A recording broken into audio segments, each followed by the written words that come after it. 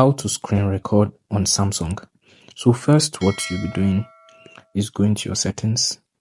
This only works for Samsung. I don't know how it works on other mobile phones, but go to the settings. You navigate your way to the advanced features. Look for screenshots and screen record.